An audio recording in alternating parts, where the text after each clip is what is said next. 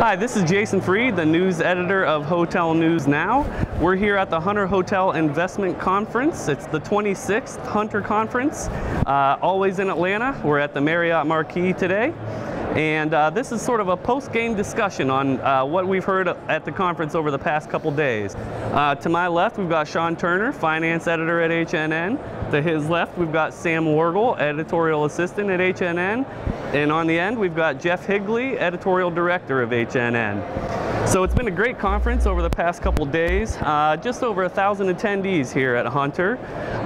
And we always give you the weather update. It's not as warm as everybody was hoping it would be, coming from cold parts of the world. But we're hoping it warms up over the next couple hours.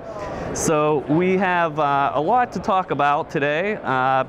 Yesterday we had our RevPAR forecasts, and pretty optimistic, as we've seen over the past couple months.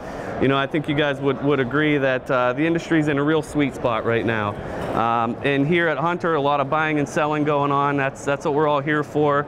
Capital, I believe, debt remains pretty inexpensive. Shawn, you would probably agree that you know, under 5% still for a lot of debt.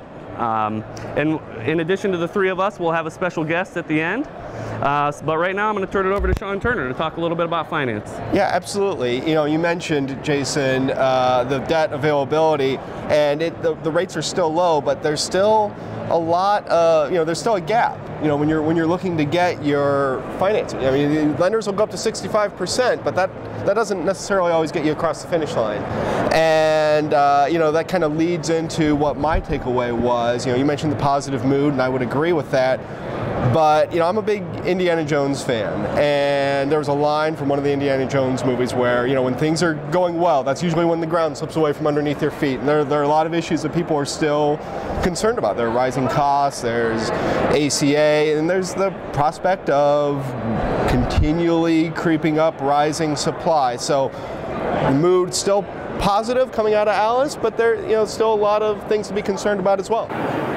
So I'm switching gears a little, not talking about finance or numbers, but I've been hearing a lot about lifestyle brands, and you know, Hilton's going to be introducing 2 new lifestyle brands, and I had the pleasure of sitting in on a lifestyle panel, and it was interesting to hear from the independent owners aspect, you know, what they think of what the brands are doing and whether it's going to work. And you know, overall, I think they all feel like, you know, the brands can't do it as well as they can. They're not going to deliver the same customer experience, and you know, I kind of tend to agree with them. So I'm looking forward to seeing how that's going to go in the future, and whether, you know, the brands are going to find any success with, you know, their collections and all the new stuff they're introducing. So that's my takeaway from today.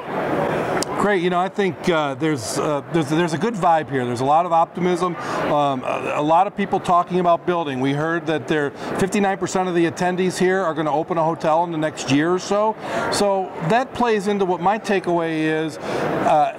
I'm a little concerned that we might have our head in the sand as an industry in terms of the amount of supply that's coming down the pike 2 years from now. It's going to come up fast, and I think the whole point of what people are saying now is that it's something that we can expect, we can plan for, but I'm not so sure about that.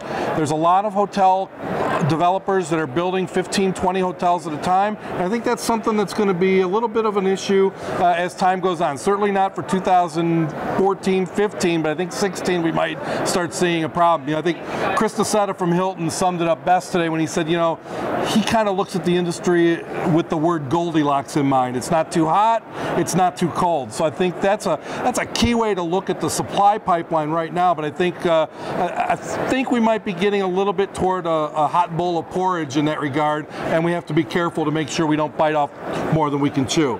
Now, we have as a special guest Bob Hunter from Hunter Realty, and the man who founded this conference. Bob, what's your overall take on the state of the industry and the mood here after hearing 2 days so far of what's going on here? Jeff, and let me emphasize that listening to what others say, not so much my opinion, but my distillation of what others are saying. And I keep hearing 2016, 2017, we'll have this Goldilocks economy. The economists said it, people without the motivation. The data people said it. We heard it from Chris Nassetta saying it. That the consensus seems to be we're fine till 2016, 2017. and then we'll take another look and see in the next 2 years, 3 years, how things are going. I think that we're in the fortunate position of we're growing as an economy, but we're not booming. And we're growing at a sustainable rate over the long term. If we were booming at some of the high percentage we were in the early 2000s, that would not be sustainable. But we've got enough governors on what we're doing now, enough issues, enough problems, enough uncertainty, if you will, that's dampening the enthusiasm just enough to keep it from getting out of hand.